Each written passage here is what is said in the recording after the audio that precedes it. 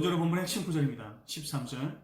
베냐민 문에 이른즉 하나냐의 손자여 셀레미아의 아들인 이리야라 이름하는 문지기의 우두머리가 선지자 예레미야를 붙잡아 이르되 내가 갈대아인에게 항복하려 하는도다. 무슨 말입니까?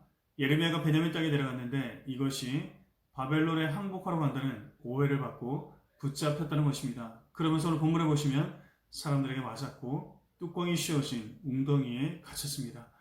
여러분, 이때 예레미야가 어떤 마음이었을까요? 자기가 하지 않은 일에 대한 오해를 받았으니 억울했을 것입니다. 마음이 아팠을 것이고 웅덩이에 갇히니 비참한 기분이 몰려왔을 것입니다. 내가 왜 이런 고생을 해야 하는지 원망도 들었을 것입니다. 자, 그러나 여러분, 그가 왜 이런 고생을 당하고 있습니까? 자기 잘못이 아닙니다. 하나님의 말씀을 전하다 받았던 오해입니다. 하나님의 뜻을 실천하다 맞았으며 감옥에 갇혔습니다.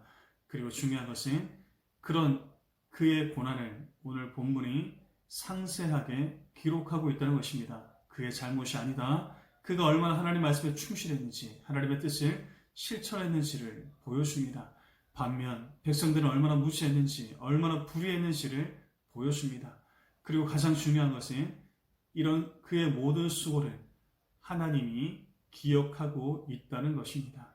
때를 따라 그에게 말씀하십니다. 그러니 고통도 참을 수 있고 오해도 참을 수 있는 것입니다.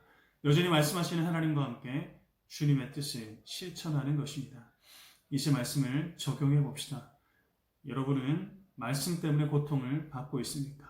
말씀을 지키다 손해본 적이 있으십니까? 성경 말씀합니다. 누구든지 나를 따라오려거든 자기를 부인하고 자기 십자가를 지고 나를 따를 것이니라. 말씀을 지키는 자들에게 반드시 십자가 고난이 있다는 것입니다.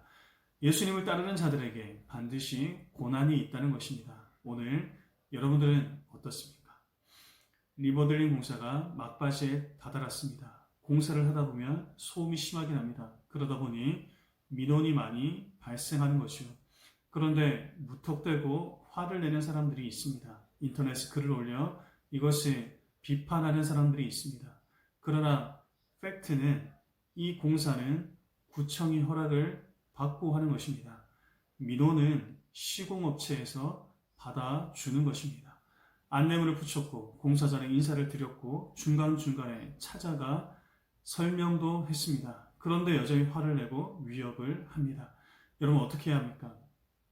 참아야 하는 것이죠. 미안하다고 말해야 하는 것입니다. 그런데 저도 사람인지라 한 번씩 불쑥 올라올 때가 있습니다. 잠깐 노려봤습니다. 또 뭐라고 합니다. 이렇게 참는 것이 저에게는 고난입니다. 여러분도 여러분들의 삶 속에 말씀하시는 하나님의 말씀에 순종할 수 있기를 바랍니다. 순종하다 찾아오는 여러 가지 고난도 감당해낼 수 있기를 바랍니다. 그것이 화가 나고 오해받고 때로 손해보는 일일지라도 하나님 말씀이 시키는 일이라면 넉넉히 감당이 되는 우리 모두가 되기를 간절히 소원합니다. 잠시 기도하겠습니다. 하나님 아버지 감사합니다. 오늘은 말씀을 지키다 예레미야가 맞고 오해를 받고 감옥에 갇히는 일들을 함께 살펴보았습니다. 하나님 말씀을 따르는 자들에게 반드시 고난이 있다는 것을 기억하게 도와주시고 말씀을 최선을 다해 지키며 말씀을 따르다가 당하는 고난들을 넉넉히 감당해낼 수 있는 믿음을 우리에게 허락하여 주옵소서. 이를 통해 하나님께서 영광 받아주시고 우리 마음을 또 지키시고 붙드시는 놀라운 은혜도 동일하게 허락하여 주옵소서. 오늘 주일입니다. 하루를 주의 말씀 가운데 우리 청년들 잘 보내게 하셔서 감사합니다. 오늘 이 말씀과 함께 하루를 잘 마무리하게 도와주시고 다가오는 또 추석과 또 각자의 삶의 자리에서 또 주님과 동행하며 최선을 다해 살아갈 수 있도록 인도하여 주옵소서. 예수님 거룩하신 이름으로 간절히 기도합니다. 아멘.